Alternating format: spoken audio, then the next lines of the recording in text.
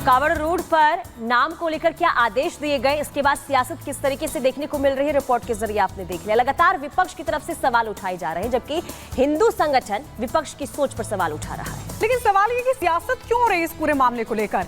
अब हिंदू संगठन विपक्ष के इस सवाल को किस तरीके से देख रहा है और कितना बड़ा आरोप लगा रहा है, अब वो भी सुनिए।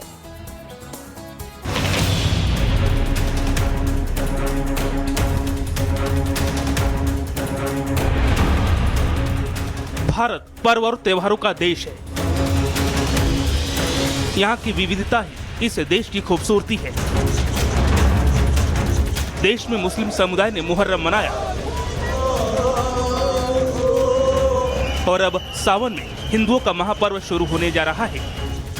भोलेनाथ के भक्त कांवड़ यात्रा पर निकलने वाले हैं। कांवड़ यात्रा के लिए प्रशासन ने पहले से ही रूट तय कर दिया है। कांवड़ियों के लिए विशेष नियम बनाए गए हैं। साथ ही कांवड़ रूट पर लॉ एंड ऑर्डर को बरकरार रखने के लिए दुकानदारों के लिए भी विशेष निर्देश जारी कर दिए हैं। लेकिन ये निर्देश सियासतदानों को रास नहीं आ रही है। मुहर्रम पर नियम बनाए गए, तब भी ये नेता विरोध के सुर बुलंद किए हुए थे और अब कांवड़ यात्रा के लिए नियम बने तो सबसे ज्यादा छटपटाहट इन्हीं नेताओं को हो रही है।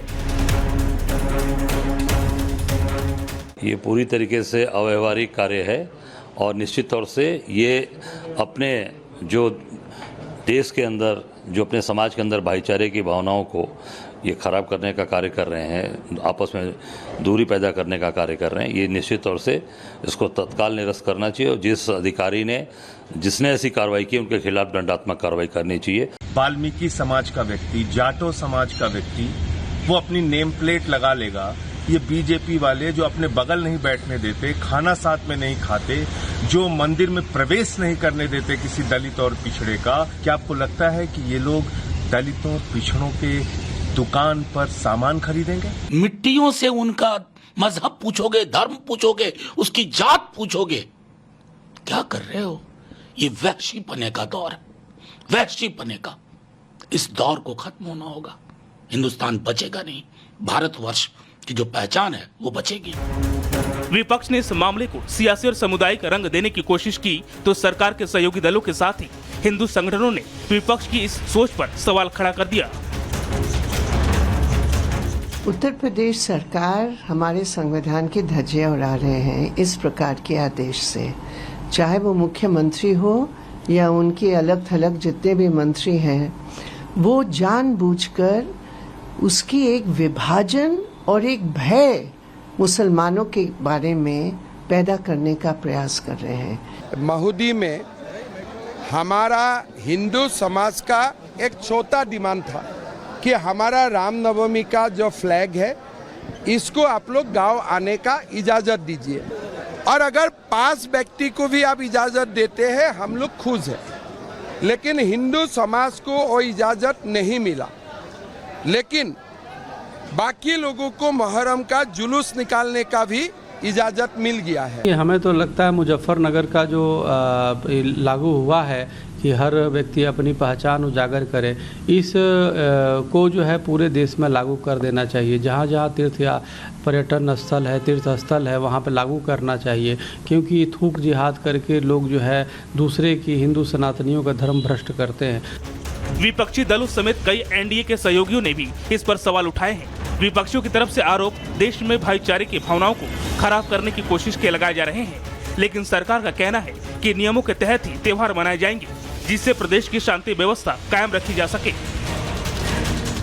बजरंग ढाबा लिखा है और बजरंग ढाबा में वहां पर मांस मिल रहा है, तो लोग निश्चित रूप में इस पर आपत्ति करेंगे। अगर खान पान जो प्रतिबंधित है उनके शास्त्रों में, उसके अनुसार अगर कोई आपत्ति आती है तो नहीं होनी चाहिए। मैं समझता हूँ इस नियत से ये निर्णय एक स्वागत योग्य कदम है। हमारे जो कावड़िए हैं वो शुद्ध शाकाहारी हैं, शाकाहारी होते हैं। कोई पता नहीं चलता अभी कहाँ पर कोई अगर मांस बन रहा है या कुछ और है, तो कम से कम ये तो ध्यान में रहे ना, दुकान के आगे जहाँ उन्हें भोजन करना है तो वो कम से कम इस बात का तो ध्यान रहेगा ना भी यहाँ इस प्रकार का सामान वो बनता है। अच्छा है जो निर्णय किया है सरकार ने, उसकी मैं प्रशंसा करता हूँ।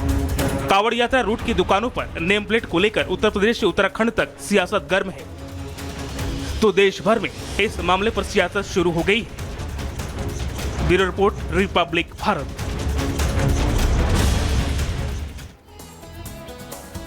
तो नाम को लेकर देखिए सियासत अपने चरम पर दिखाई दे रहा है, घमासान लगातार हो रहा है, लेकिन उत्तर प्रदेश के मुख्यमंत्री योगी आदित्यनाथ ने यह साफ कर दिया है कि जो ऑर्डर दे दिया गया है वो अब नहीं बदला जाएगा। और चलिए अब बात करते हैं योगी का ऑर्डर लाउड एंड क्लियर। अब बीजेपी ने अपना एजेंडा बिल्कुल क्लियर कर दिया है और बीजेपी ने तय कर लिया है कि वो अब फ्रंट फुट पर ही खेलेगी। आप देखिए पश्चिम बंगाल में शुभेंदु अधिकारी, असम के सीएम हेमंता बिस्वा शर्मा का बयान, उधर यूपी, उत्तराखंड, राजस्थान की सरकारों की जिस तरीके के एक्शन देखने को मिल रहे हैं उससे साफ हो गया है कि बीजेपी अब फ्रंट फुट पर खेलेगी और विपक्ष सवाल उठाएगा। लेकिन सबसे बड़ा सवाल यह है कि आखिरकार बीजेपी को रिवर्स गियर पर वापस क्यों लौटना पड़ा। इस रिपोर्ट में आपको समझाते हैं। उसकी हर साजिश का जवाब अब उसी की भाषा में मिलेगा। 2 जुलाई की तारीख थी। लोकसभा चुनाव नतीजों के ठीक 28 दिनों के बाद उस दिन संसद में खड़े होकर मोदी ने बीजेपी की नई राजनीति का ऐलान कर दिया था। खुले तौर पर मोदी ने बता दिया कि जो जिस भाषा में समझेगा उसे उसी भाषा में जवाब मिलेगा।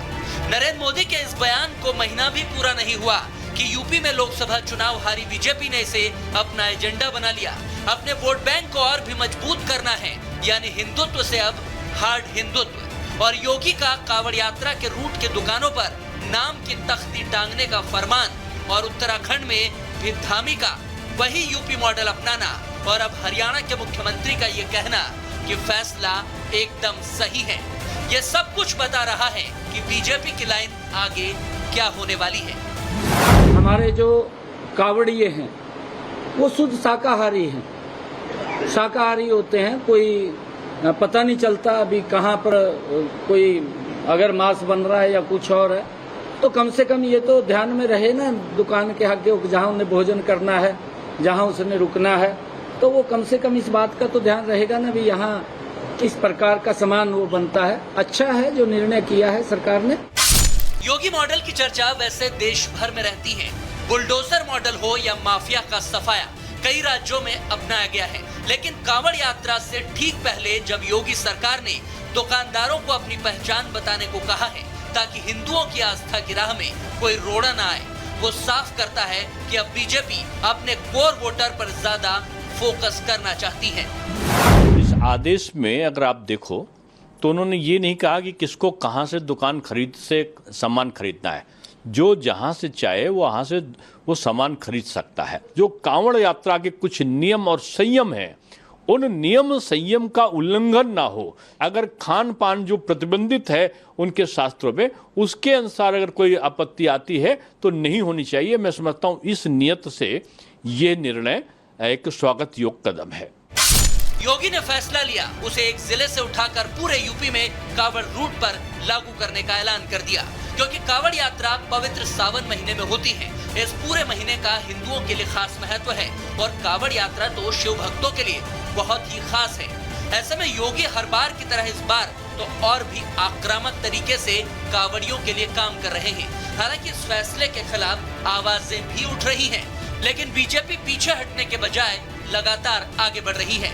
यानी यूपी के बाद उत्तराखंड भी अब दुकानदारों से नाम लिखवा रहा है। किसी को क्या दिक्कत है? अच्छा है, अगर हम कोई भी काम करते हैं, आप भी हैं, तो आप अपना नाम बता के तो यहाँ आए हैं ना, तो इसमें किसी को क्या दिक्कत होनी चाहिए? ये किसी को टारगेट करके या किसी को नुकसान पहुँचाने के लिए नहीं है।